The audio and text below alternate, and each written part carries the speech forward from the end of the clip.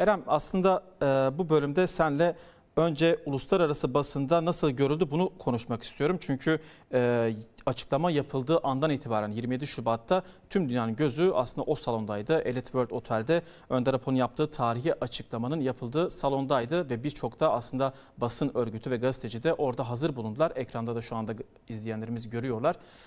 Birçok gazeteci burada bulundu. Aslında uzun yıllardır bir katliam yürütülüyor Kürt halkı üzerinde. Hiçbir şekilde görülmüyordu. Gözleri kapatılmıştı adeta. Ancak Önder Apo'nun yaptığı tarihi çağrıyla beraber yine bütün dünya gözünü buraya çevirdi. Önce senden dinlemek istiyorum. Birçok kesim olumlu karşıladı, ancak sen nasıl görüyorsun? Sen nasıl sahada nasıl karşılıyorsun bu durumla? Elbette Önder Apo'nun çağrısı de bahsettiğin gibi dünyada global düzeyde bir karşılık buldu ve hem ana akım basın hem de bir diğer taraftan da hemen hemen birçok devletin Dışişleri Bakanlığından tutun da senatörleri, milletvekilleri, birçok aydın, yazar, siyasetçi, her görüşten, her kesimden insan sosyal medya hesaplarından da olmak üzere bu tarihsel olayı hem paylaştılar hem değerlendirdiler, yorumladılar. Ana akım basından bahsettiğiniz öncelikle işte Reuters gibi, AFP gibi, yine BBC, Guardian gibi Almanya'daki ana akım basın tamamı hemen hemen o günden bu yana hem bu konuyu çalışmakta hem de izledikleri çizgi ve dil bakımından baktığınızda artık bir barış ortamının, bir çözüme yönelik bir ortamın dilini, söylemlerini kullandıklarını görüyoruz. Hatta Reuters'den bir örnek vermek gerekiyorsa binlerce kez Kürt Özgürlük Gerillası Türk Devleti tarafından bombalanırken, hatta savaş suçları dahi işlenirken haber dahi yapmayan Reuters, işte dünkü saldırılarda, yine yapılan saldırılarda helikopterlerle dağların bombalanmasındaki saldırılarda Reuters hemen reaksiyon göstererek işte PKK'nin barış çağrısına rağmen halen daha ve ateşkes çağrısına rağmen halen Türk Devleti'nin bu bombardımanları devam ettirdiği yönünde bir haber geçtiğini gördük. Bu ne anlama geliyor? Aslında Reuters İngiltere'nin tutumunu da gösteren, yine İngiltere Devleti'nin de tutumunu gösteren bir haber ajansı, aslında köklü bir haber ajansı, dünyada karşılık bulan bir haber ajansı ve yine İngiltere, Amerika gibi bir diğer taraftan işte Orta Doğu'daki güç dengelerinin içerisinde aslında söz hakkı sahibi bir ajans. Dolayısıyla orada o dengelerin nasıl değiştiğini aslında zaman içinde Reuters gibi ajansların yaptığı haberlerle de, Arap Baharı'nı hatırlayalım, işte Lübnan'ı hatırlayalım, Mısır'da olup bitenler, Suriye'de hatırlarsanız yine o Esad rejiminin devrilmesi sürecinde yapılan haberler, Reuters'i iyi okuyan aslında Reuters'in nereye hizmet ettiğini de anlıyor. Dolayısıyla bu değişim, bu dönüşümün de bu bir başarı olarak görüyorsak, bu yine Önder Apo'nun başarısı. Aslında bu işte vay efendim bu ajanslar bir şey oldu da değişti, dönüştü değil. Yine bunlar aynı insanlar, yine aynı çizgide insanlar, ama Önder Apo bakın öyle tarihsel, öyle yerinde, öyle muhteşem bir hamleyle gündeme geliyor ki sadece devletleri değil, hem ana akım basını hem toplumları, dünya halklarını derinden etkileyen bir hamleyle, bir çağrıyla Önder Apo aslında bir anda bütün ortamı değiştirip tüm gözlerin Kürt-Türk sorunu üzerine çevrilmesinde ve bu sorunun da demokratik, barışçıl bir zeminde çatışmayı sonlandırarak çözümü konusunda bunu ele almalarını Önder Apo sağladı. Evet. Ben aslında şuna da değinmek istiyorum. Aslında güzel bir noktada bıraktın. Çünkü sen Guterres'le de Guterres'le alakalı da bir haberimiz vardı. Evet. Onu da paylaşmıştık. Guterres de bir açıklama yaptı. Yani az önce de bahsettik. Evet, bir yandan uluslararası basın bu şekilde görüyor Önder Apo'nun çağrısını. Hatta diğer taraftan PKK'nın ateşkes kararına rağmen Türk devletinin saldırılarını taşıyor kendi manşetlerine. Uzun yıllardır, hatta yıllardır yapmadığı bir şekilde yapıyor bunu. Diğer taraftan yine susan, saldırılara ve katliamlara susan kişiler de konuşmaya başladılar tek tek. Evet. Bu Önder Apo'nun bir başarısı ve yine diğer şekilde de Kürt halkında bir başarı. Çünkü Kürt halkı ve dostları Avrupa'da uzun yıllardır bir hamle etrafında toplanıp bu kapsamda eylem halindeydiler. Önder Apo'nun artık özgür çalışır ve yaşar konuma gelmesi ve yine demokratik bir şekilde sorunun çözülmesi kapsamında eylem halindeydiler. Sen de bu kapsamda aslında hem Avrupa Parlamentosu'nda hem Birleşmiş Milletler'de, Cenevre'de birçok önemli isimle de konuştun. Ben buraya değinmek istiyorum. Çünkü geçtiğimiz günlerde Almanya Dışişleri Bakanlığı sözcüsü bir açıklama yaptı. Yani tüm bu olumlu şeylerin yanında bir de Avrupa'daki ulus devletlerin bazı tutumları devam ediyor. Evet. Almanya Dışişleri Bakanlığı sözcüsü de açıklamasında şöyle söyledi. Biz PKK'ye karşı işte terör listesinden çıkarmayacağız. Çünkü işte hala Almanya içerisinde sempatizanları bulunuyor. Ancak Almanya'ya karşı da bir saldırı olmamasına rağmen böyle terör listesinde tutmaya devam edeceklerini belirttiler. Ben bu kapsamda sana sormak istiyorum. Yani bu ikircikli tutum nasıl oluyor? Yani bir taraftan hem bu çağrıyı önemli bulduklarını söylüyorlar, bir taraftan da PKK'nın hala terör listesinde kalması gerektiğini savunuyorlar. Evet. Birleşmiş Milletleri Genel Sekreteri Guterres'den bahsettin. Guterres aslında uzun yıllardır özellikle Önder Apo üzerindeki tecrit konusunda ve Türk Devleti'nin Kürdistan'da özellikle Kürt özgürlük gerillasına yönelik işlediği savaş suçlarına dair çoktan açıklama yapması gerekirken işte az önce belirttiğimiz gibi yapması gereken ama yapmadığı şeyi Önder Apo küçük bir dokunuşla, bir açıklamayla tarihe damga vurarak Birleşmiş Milletleri Genel Sekreteri Guterres'e de yaptırdı. Guterres ne dedi? Umut ışığıdır dedi. Uzun süredir beklediğimiz bir çatışmanın çözüme ulaşmasındaki umut ışığıdır dedi. Bakın işte burada Önder Apo Guterres gibi bir isme de umut ışığı, umut dedirtmeyi başardı. Şimdi bu neden az önce dedik Önder Apo'nun başarısıdır? İşte bu yüzden. Keza Avrupa Parlamentosu Türkiye raportörü Nacho Sanchez yine o da aynı şekilde Önder Apo'nun açıklamasını umutla karşıladığını, mutlu olduğunu, hatta bu böylesi bir tecrit altında, böylesi bir tutsaklık koşulları altında böyle bir açıklamayı yapmanın da ilham verici olduğunu söylüyor. Bakın bu açıklamanın içinde iki farklı noktaya değiniliyor aslında. Evet. Avrupa Parlamentosu raportörü, Türkiye raportörü tecridin de var olduğunu, bunların da yaşandığını kabul eden ve bunun aslında özürünü dileyen bir açıklama yapıyor. Evet. Tüm bunlar Önder Apo'nun başarısı. Evet. Dolayısıyla şimdi bir diğer taraftan da baktığımızda işte Birleşmiş Milletler Genel Sekreterinin bu tavrı bir diğer taraftan NATO'nun da tavrını belirleyecek tavırdır. Avrupa Konseyi Bakanlar Komitesi'nin de bir tavrı vardı hatırlarsak.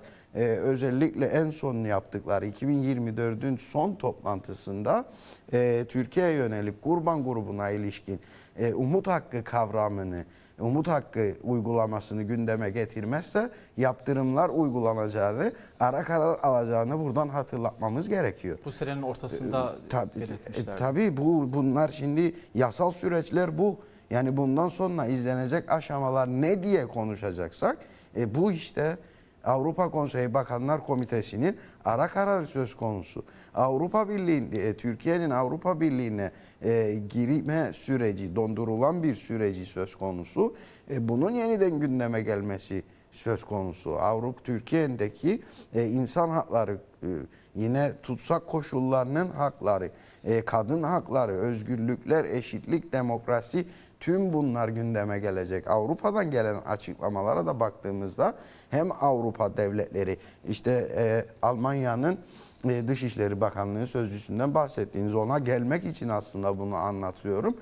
Çok önemli bir nokta, Avrupa Birliği ortak bir ağızla çözümü süreci desteklerken Almanya ve Fransa gibi bazı devletler, tırnak içinde ve altını çizerek bazı devletler Türk devletiyle olan tarihsel dostluklarından kaynaklı halen daha işte Önder Apo'nun bu açılımını kavrayamadıkları için halen daha bu tarz söylemler işte PKK terör listesinde kalacak, yahu silah bırakmaya yönelen, ateşkes ilan eden, barış ve demokrasi çağrısı yapan, önderliğine tam destek veren, halk desteğini tamamıyla arkasına almış bir özgürlük hareketi terörist olsun. Bir diğer taraftan Suriye'de kelle kesen, tecavüz eden, işte efendim yağma kültürüyle, yağmacılıkla adeta o coğrafyayı kan gölüne çeviren HTŞ gibi, SNH gibi, SMO gibi örgütler de Avrupa Parlamentosu Güvenlik Konseyi Sayın Kalca tarafından ziyaret edilsin. Evet. Böyle bir çifte standarta ne Kürt halkı evet der ne de Önder Apo. Kimse sıkıntı yaşamasın. Önder Apo gerektiği yerde gerektiği sözü, gerektiği hamleyi yapar. Avrupa Birliği gibi işte bu ikiyüzlü politikalara da yine küçük bir dokunuşla gerekli hem müdahaleyi yapar hem de gerekli sözü söyler. 27 Şubat'ta yaptığı da tam olarak buydu. Tam olarak buydu. Evet. Önder Apo'nun açıklamasında internasyonal kelimesini de hatırlarsınız. Evet. Bu çok önemli. Tane tane, irmik irmik örülen, tarihe bırakılmış bir açıklama. Elbette tarihe bırakılmış bu açıklama karşısında Avrupa Parlamentosu, Avrupa Birliği ve Avrupa'nın tüm enstitüleri kayıtsız kalamaz. Barış ve demokrasi çağrısı yapmak zorunda. Bakın işte Avrupa Parlamentosu Türkiye raportörünün umut ışığı diye Önder Apo'dan bahsetmesi, bunu dile getiriyor olması, İmralı'daki koşulların altını çizerek Önder Apo'nun bunu yapabiliyor olmasından bir ilham kaynağı olarak bahsetmesi, Avrupa'nın da politikalarının artık demokrasi ve barış adına Türkiye'de Türk-Kürt halklarının barış ve kardeşliği için bir politika izleyeceğinin şimdiden belirtisidir diyebiliriz. Evet. Aslında önemli yerlere değindin.